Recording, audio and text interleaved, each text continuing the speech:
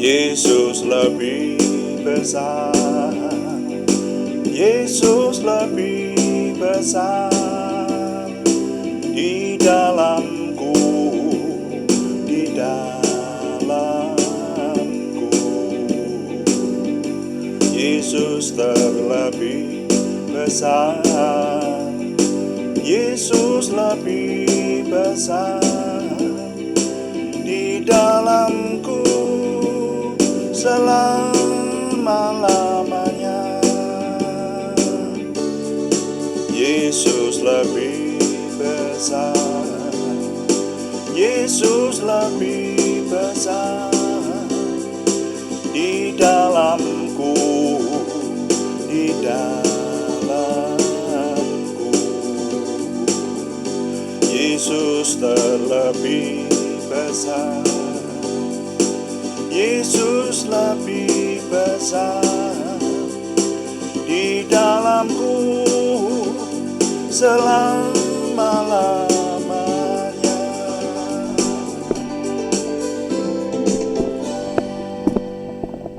Bapa, kami mengucap syukur malam hari ini Tuhan memberkati kami. Kami mempersembahkan doa malam kami. Kami menyerahkan untuk Tuhan memberkati, Tuhan mengurapi, sehingga semua yang kami persembahkan menjadikan nama Tuhan dimuliakan dan kami semua diberkati. Terima kasih Bapa di surga. Dalam nama Tuhan Yesus Kristus kami berdoa. Amin. Selamat malam Bapak Ibu Saudara sekalian yang sudah bersama dengan kita di sini dalam doa malam hari ini. Doa malam melalui online ini diadakan secara iman Kristiani dengan dasar keyakinan kepada Tuhan Yesus Kristus, Yeshua HaMasyiah, Juru Selamat dunia, Imam Besar Agung kami. Firman Tuhan yang didokumentasikan dalam kitab suci Perjanjian Lama serta Perjanjian Baru menjadi pegangan kami, menjadi pegangan kita sekalian. Saudara, doa malam ditujukan untuk menjawab pertanyaan, karena itu kalau ada pertanyaan-pertanyaan rohani yang ingin supaya kami menjawabnya, silahkan dikirimkan kepada kami. Nanti akan coba kami jawab menjadi tema-tema dalam doa malam kita. Seperti doa malam hari ini, kami juga masih ingin menjawab pertanyaan dari Bapak Pringgo Sri Harjanto di Purwodadi. Ini sudah kali yang keempat kami menjawab. Jadi satu pertanyaan kami jawab 4 kali. Mungkin ini yang terakhir. Jadi pertanyaannya bunyinya begini. Pertanyaan dari Pak Harjanto. Isi Perjanjian Lama banyak tulah dan Allah marah dengan menyala-nyala. Perjanjian Baru banyak mengasihi. Mengapa terjadi perbedaan? Nah, saya ingat yang pertama dulu kita menjawab bahwa memang terjadi perbedaan karena Perjanjian Lama serta Perjanjian Baru itu hukumnya berbeda. Di Perjanjian Lama itu hukumnya hukum Taurat. Jadi Tuhan kepada dunia ini memberikan hukum Taurat. Nah, sayangnya yang punya hukum Taurat itu hanya keturunan Abraham. Dalam hal ini keturunan Yakub, yang disebut umat pilihan Tuhan.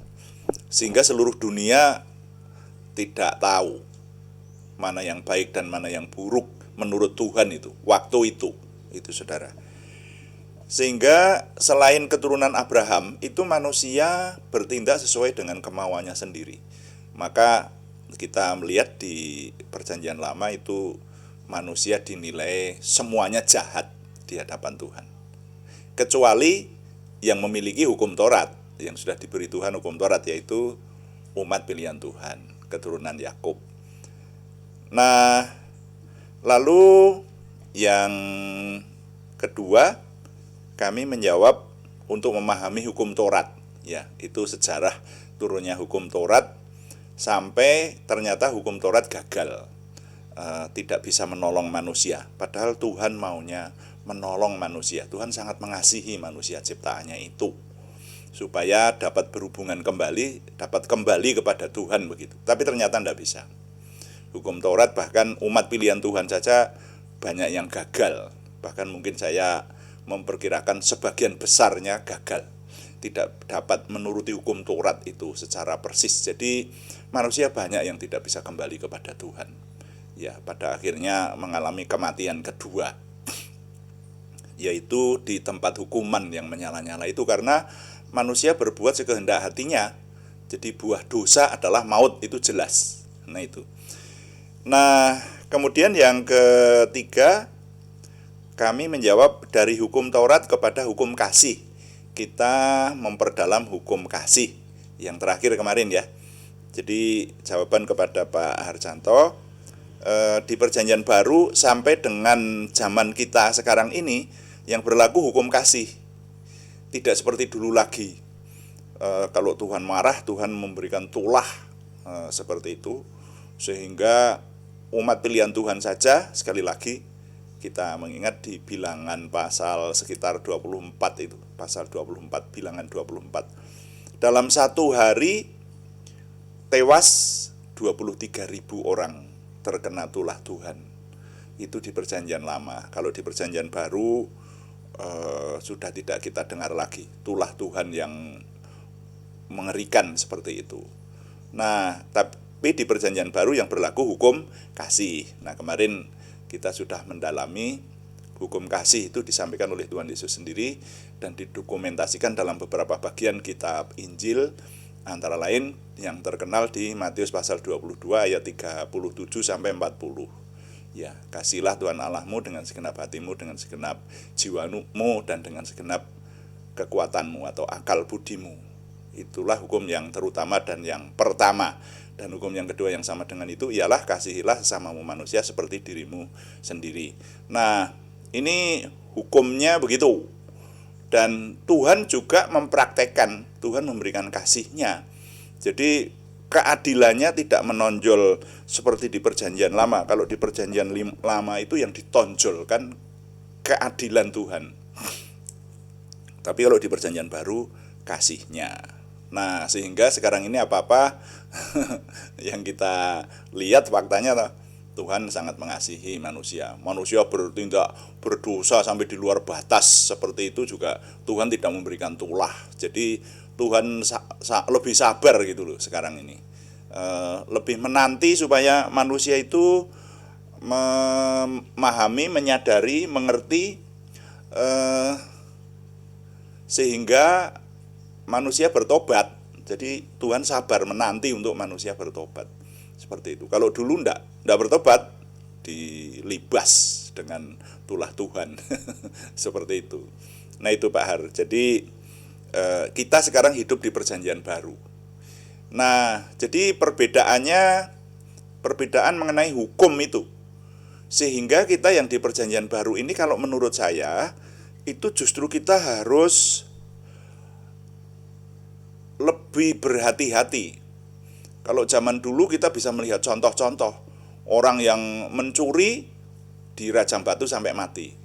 Lu ya, Achan itu contohnya di kitab Keluaran ya, Achan itu. Nah, itu mencuri ya dirajam batu sampai mati. Gitu. Sekaligus dengan keluarganya karena mencelakakan seluruh bangsa. Nah, begitu. Kalau sekarang tidak seketat itu. Tapi justru sekarang ini kemudian lebih banyak orang yang berlaku seenaknya hidupnya. Nah, itu siapa itu? Termasuk kita, saudara. Kita ini jadi tidak sungguh-sungguh dalam Tuhan. Nah, seperti itu. Tapi nanti tiba-tiba bisa menjumpai sebuah hari malapetaka. Nah, itu. Nah, itu makanya renungan sore hari ini saya beri judul ini dalam rangkaian untuk menjawab pertanyaan Pak Harjanto. Jadi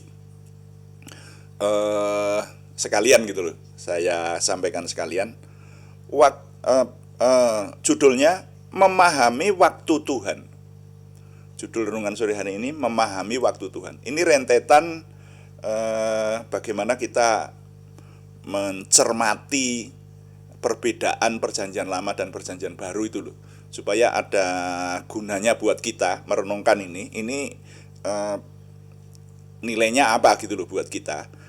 Nah, saya ingin mengajak Pak Harjanto dan saudara sekalian membaca 2 Petrus pasal 3, harusnya dibaca ayat 1 sampai 16, itu satu perikop.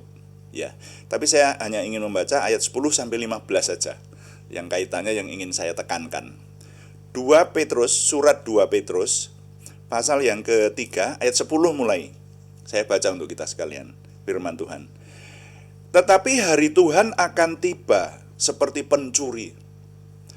Pada hari itu langit akan lenyap dengan gemuruh yang dahsyat, dan unsur-unsur dunia akan hangus dalam nyala api, dan bumi dan segala yang ada di atasnya akan hilang lenyap.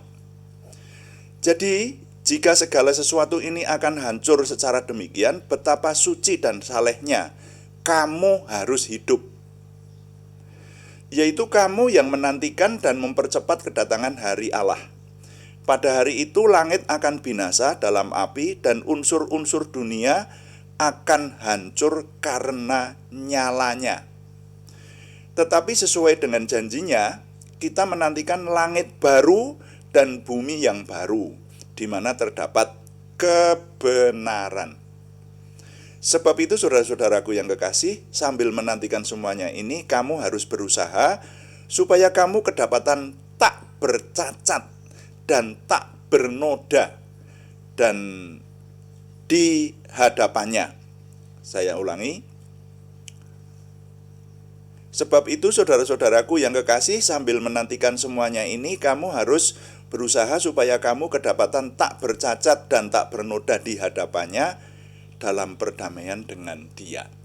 Ayat 15. Anggaplah kesabaran Tuhan kita sebagai kesempatan bagimu untuk beroleh selamat, supaya juga seperti juga Paulus, saudara kita yang kekasih, telah menulis kepadamu menurut hikmat yang dikaruniakan kepadanya.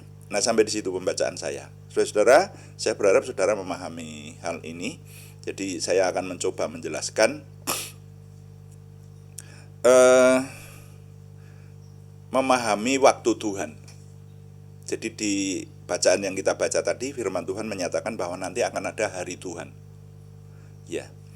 Dan zaman ini akan berakhir. Tadi di sana dikatakan nanti hari Tuhan itu ketika zaman itu berakhir. Ini menurut firman Tuhan, Saudara. Itu seluruh unsur dunia ini akan dimusnahkan, dan Tuhan akan memberikan langit yang baru dan bumi yang baru. Ini menurut firman Tuhan. Nah, kita sebagai umat beriman percaya kepada firman Tuhan. Ya, firman Tuhan berbicara seperti apa, itulah yang kita percaya bahwa nubuatan-nubuatan itu akan terjadi. Hal-hal yang dijelaskan oleh firman Tuhan itu akan terjadi. Karena terbukti nubuatan dalam Alkitab itu sudah banyak yang terjadi. Baik yang terjadi di zaman Alkitab maupun yang terjadi sesudahnya. Makanya tidak bisa tidak, sebetulnya semua manusia harus percaya kepada firman Tuhan. Karena firman Tuhan itu terbukti. Nah, apalagi kita sebagai umat beriman yang jelas percaya kepada Tuhan Yesus Kristus dan percaya kepada firman Tuhan yang dimuat di dalam kitab suci kita. Nah, apa kata firman Tuhan itu kita percaya bahwa nanti akan terjadi seperti itu. Nanti akan ada hari Tuhan, zamannya akan berakhir. Nah, ini yang seringkali disepelekan oleh banyak orang. Berkali-kali saya menyampaikan, ketika kita membaca di kitab suci berkata bahwa bertobatlah, kerajaan surga sudah dekat gitu. Jadi kita mendekati zaman akhir gitu. Tapi banyak dari kita orang beriman yang berpikir, itu ditulis 2000 tahun yang lalu. Buktinya sampai hari ini ya zaman belum berakhir. Kan seperti itu. Nah, itu saudara ya. Jadi orang lupa bahwa yang disebut hari Tuhan, zamannya akan berakhir, itu pengertian pertama adalah bahwa dunia ini nanti akan dilenyapkan. Kalau di tanah Jawa, di mana saya hidup di sini, itu sering disebut kiamat kedua. Dulu ada kiamat pertama ketika air bah di diberikan Tuhan melanda seluruh dunia, yang hidup hanya Nuh dan keluarganya. Itu juga disebut kiamat. Tapi nanti kiamat sebagai akhir zaman, akhir dari dunia ini. Nanti dunia ini akan dilenyapkan. Seperti itu. Ya, nanti akan ada. Bahkan ini agama lain saja percaya bahwa akan ada kiamat, akan ada zaman akhir. Nah, kalau kita percaya ini kehadiran Tuhan Yesus yang kedua untuk mengadili dunia. Itu yang dituliskan oleh firman Tuhan kan. Dan di sini dijelaskan, makanya Pak Harjanto saya harapkan jenengan membaca 2 Petrus pasal 3 ini tadi mulai ayat 1 sampai ayat 16. Itu akan lebih dijelaskan. Ini saya ambil yang berhubungan dengan hari Tuhan saja, yaitu ayat 10 sampai 15 yang saya baca tadi. Nah, yang namanya zaman berakhir itu sebetulnya harus disadari, tidak harus menanti atau menunggu sampai bumi dilenyapkan.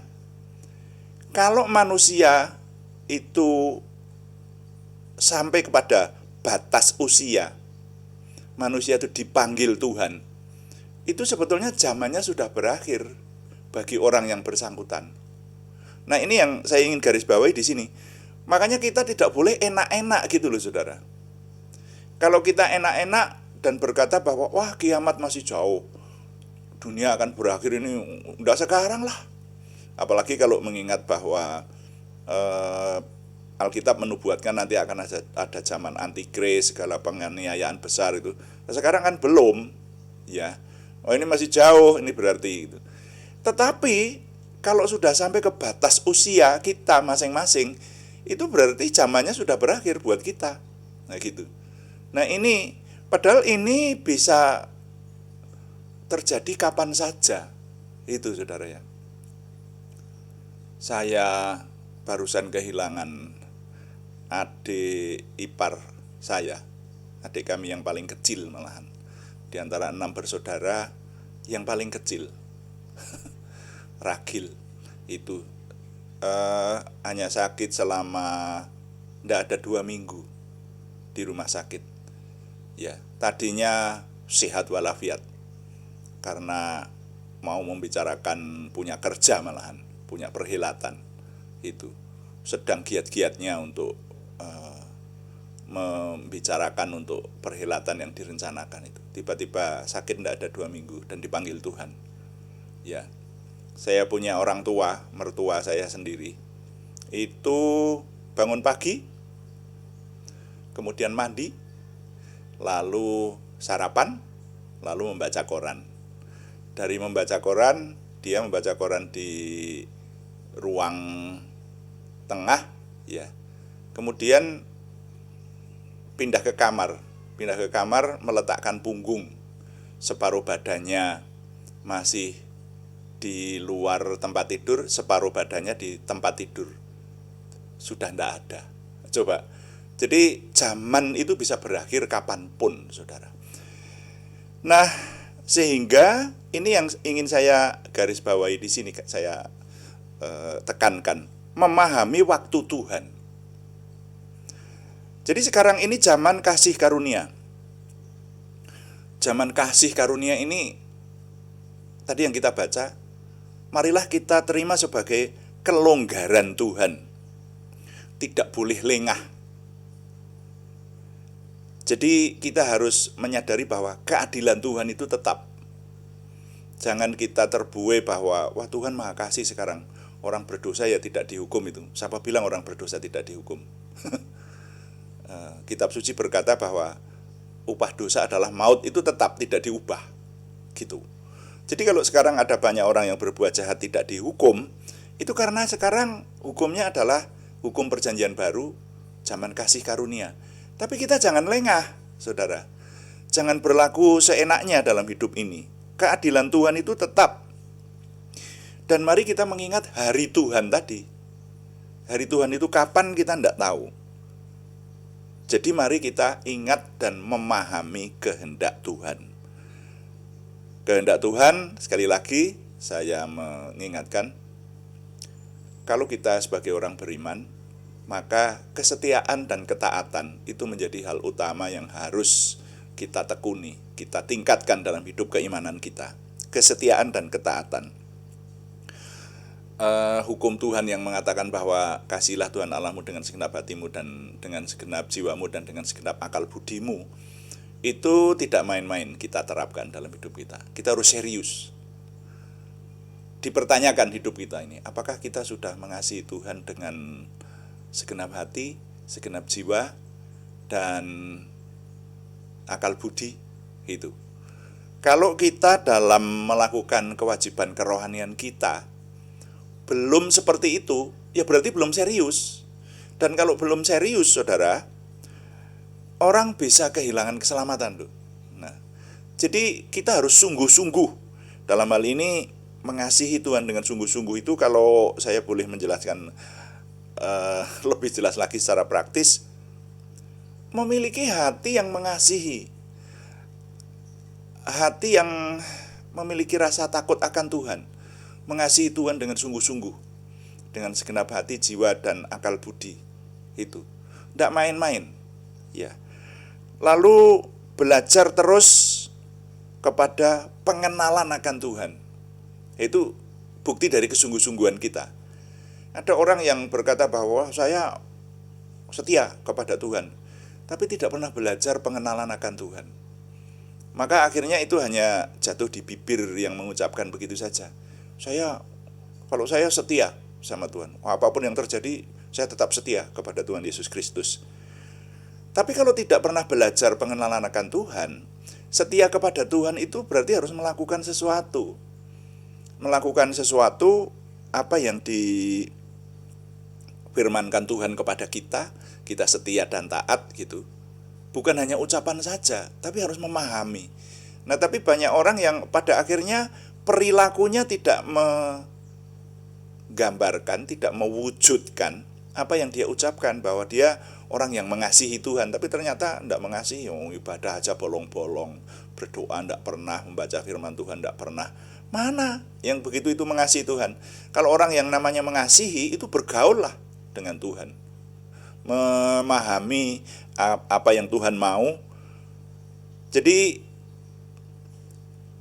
paling tidak kalau saya boleh menyampaikan, yang namanya mengasihi Tuhan itu, tadi saya ulangi, hati yang sungguh-sungguh mengasihi, belajar terus kepada pengenalan akan Tuhan, juga meningkatkan penyembahan dan doa. Penyembahan dan doa. Nah, sebagai tolak ukur, orang yang suka berdoa itu memiliki jam doa pribadi. Itu sebagai tolak ukur. Kalau saudara sebagai orang beriman tidak punya jam doa pribadi, bagi saya masih saya pertanyakan itu. Saudara mengasihi Tuhan dengan sungguh-sungguh itu. Tidak punya jam doa pribadi. Nah, kemudian fokus kepada urusan kerohanian sebagai hal yang utama. Coba kita perhatikan, seringkali kita ini kan menomorsatukan hal-hal yang lain yang di luar kerohanian. Apapun alasannya, entah itu tugas, usaha, kesibukan, keuntungan, mencari rezeki, itu kalau lebih utama daripada mengasihi Tuhan, ya namanya kurang mengasihi Tuhan, segitu aja. Nah, jadi itulah yang semestinya kita kerjakan dalam hidup kita. Jadi memahami perbedaan antara perjanjian lama dan perjanjian baru, setidaknya untuk penutup jawaban kepada pertanyaan Pak Harjanto, mari memahami waktu Tuhan dan kita lebih bersungguh-sungguh kepada Tuhan. Itu intinya renungan malam hari ini. Jadi kalau saya boleh mengetengahkan, maka nilai yang saya impartasikan adalah bunyinya begini: menggunakan kesempatan selagi hukum kasih masih diberlakukan untuk lebih bersungguh-sungguh hidup dalam Tuhan. Nah, mari kita menggunakan kesempatan selagi hukum kasih masih diberlakukan untuk lebih bersungguh-sungguh hidup dalam Tuhan. Itu kalau saya sampaikan dengan kalimat secara global ya. Tetapi kalau secara rinci ya tadi, bersungguh-sungguh dalam Tuhan itu ya doanya sungguh-sungguh, hatinya sungguh-sungguh, ibadahnya sungguh-sungguh, mengenal Tuhan sungguh-sungguh, ada usaha, ya, seperti itu. Tetapi saya simpulkan dalam kalimat global, menggunakan kesempatan selagi hukum kasih masih diberlakukan untuk lebih bersungguh-sungguh hidup dalam Tuhan. Tuhan dipuji. Amin. Mari kita mengakhiri doa malam ini. Kita melayani Tuhan dengan doa. Kita berdoa sesuai dengan yang Tuhan ajarkan kepada kita. Kita berdoa. Bapa kami yang di surga, dikuduskanlah namamu, datanglah kerajaanmu. Jadilah kehendak-Mu di bumi seperti di surga. Berikanlah kami pada hari ini makanan kami yang secukupnya, dan ampunilah kami akan kesalahan kami, seperti kami juga mengampuni orang yang bersalah kepada kami. Dan janganlah membawa kami ke dalam pencobaan, tetapi lepaskanlah kami daripada yang jahat, karena Engkaulah yang empunya kerajaan dan kuasa dan kemuliaan sampai selama-lamanya. Dalam nama Tuhan Yesus Kristus kami berdoa. Amin. Demikian doa malam hari ini, saudara sekalian. Kami tunggu pertanyaan berikutnya dari saudara sekalian untuk mewarnai tema-tema dalam doa malam kita. Terima kasih kepada semua yang sudah mendukung. Terus kami memberitahukan bahwa doa malam live streamingnya dilaksanakan setiap jam 6 malam atau jam 18 waktu Indonesia Barat. Ada juga doa pagi yang dilaksanakan setiap hari, yaitu setiap jam 5 pagi. Temanya berbeda, yang doa pagi lebih panjang, waktunya lebih rinci doanya. Tapi kalau yang doa malam fokusnya menjawab pertanyaan dan mencermati hal-hal yang terjadi pada zaman kita hidup ini, fokusnya pada renungannya. Nah itu saudara ya. Dan kami tetap mengharapkan dukungan Anda, setidaknya dukungan doa. Terima kasih yang belum memberikan subscribe, berkenan memberikan subscribe, like, komen, dan share, bagikan kepada teman-teman lain sehingga lebih banyak lagi yang diberkati bersama dengan kita. Selamat malam, Tuhan memberkati. Amin.